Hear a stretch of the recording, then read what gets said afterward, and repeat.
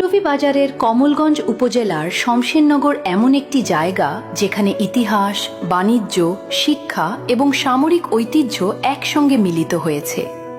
এই এলাকার নামকরণ হয়েছে পাঠান বীর শমশের গাজীর নামে, যিনি ব্রিটিশ বিরোধী সংগ্রামের একজন কিংবদন্তি মহানায়ক ছিলেন।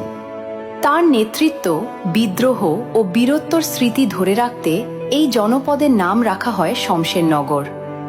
এখানকার শমশেরনগর বাজার প্রতিদিন টাটকা মাছ, সবজি, মাংস আর নিত্যপণ্যে সরগরম থাকে, আর আশপাশের মানুষের জীবনযাত্রার কেন্দ্র হিসেবেও গুরুত্বপূর্ণ।